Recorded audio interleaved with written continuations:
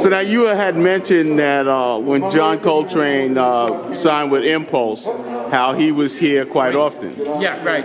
John was with Rudy in Hackensack when he was recording for Savoy and Prestige, and then John signed with Atlantic, and Atlantic Records has their own studio in New York. So, you know, and Rudy and John had a very close relationship with Hackensack. Yeah. And then, as soon as he was done with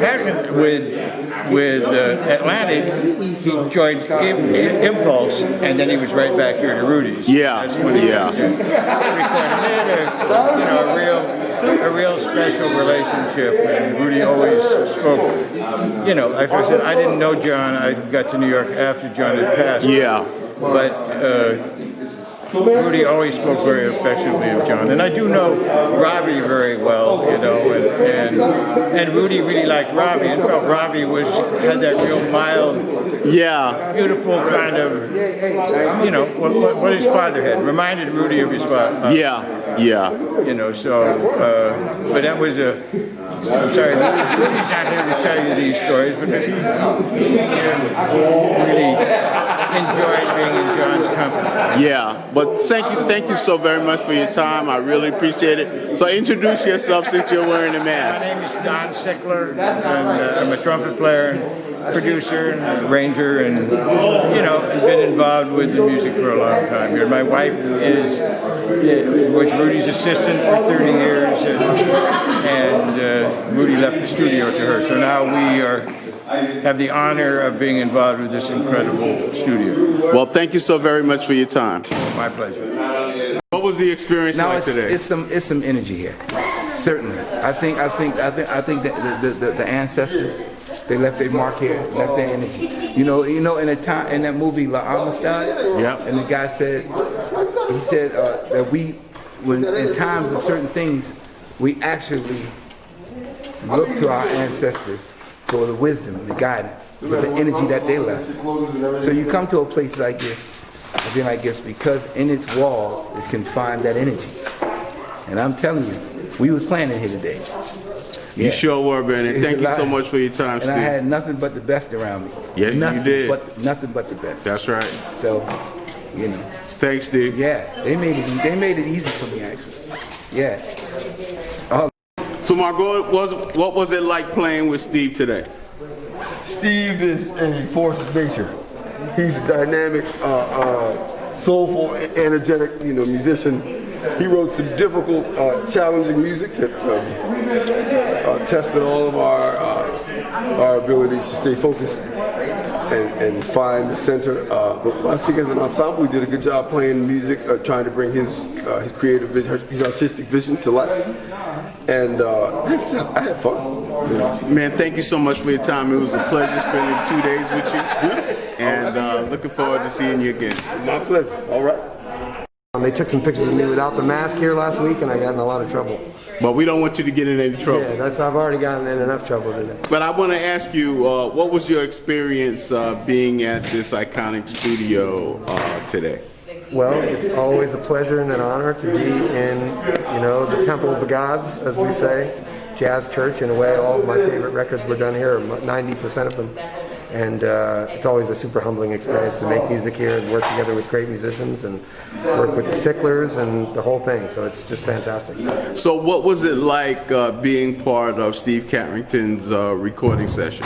It was great. It was great to see so many people, coming together, different generations, the Whitfield family and Cyrus Chestnut and Freddie Hendrix and some people I hadn't seen in a long time. It's a really nice way to bring people together and make some music. It was a good time for sure. Man, thank you so much for your time. Thank you very much. So Marky, what was the experience like being in this iconic recording studio today? Oh, well, I mean, this studio is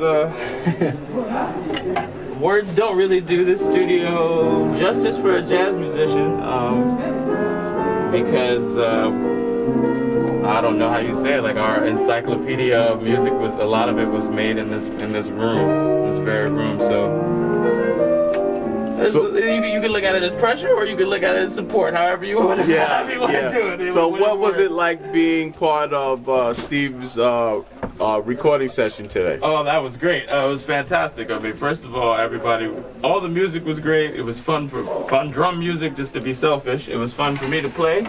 And also, I mean, the lineup was fun. Everybody was great. And it was good energy. So, I mean, I guess there's no other place I would have rather been than doing it, especially in here, you know, so. Yeah. Well, man, thank you so much for your time. Thank you. I'm tired. So what was it like being in this iconic recording studio today? Oh man, it was life altering, you know. I'll never be the same. I hope to come back. It was especially amazing to be able to play on that piano and all my favorites and great pianists that touched and played on. And to be here with these people, it was great. So you got pretty good chops, man. Who are some of your favorite piano players? I really like McCoy Tyner, Jackie Byers, and Thelonious Monk. Those are kind of my top three. But I love everyone, man. Yeah, but you're playing in pretty good company. That's right. Yeah. I mean, Cyrus, man. I used to listen to him since I was a baby. You know, and this is the first time I've ever done anything with him too. You know, it's amazing.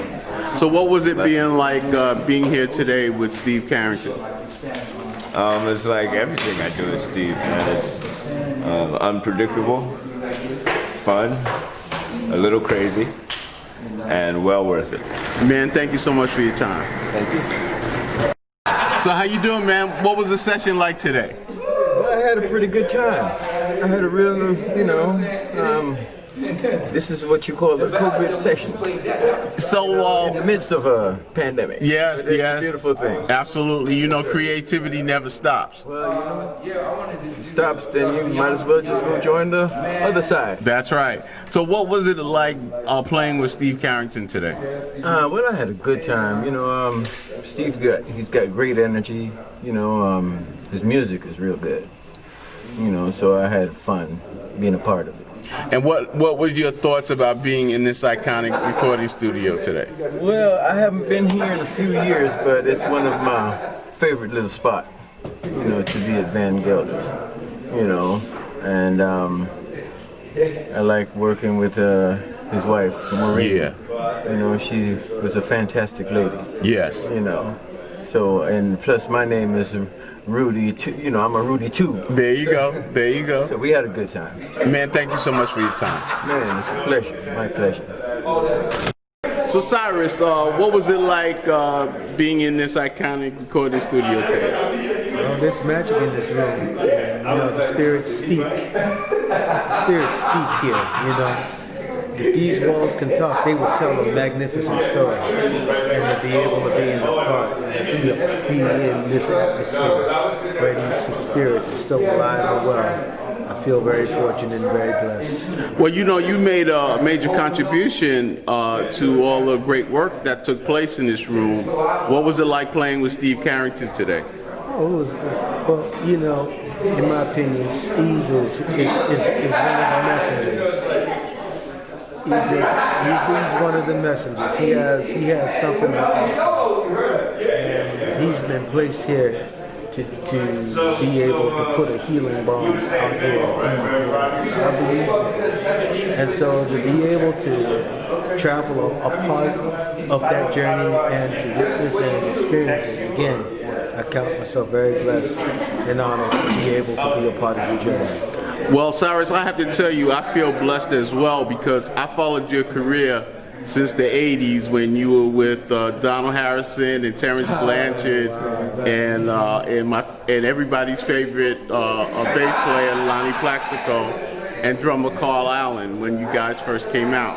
So it's been a joy following you all these years, man. It's an absolute pleasure being with you these last 2 days. Thank you so much.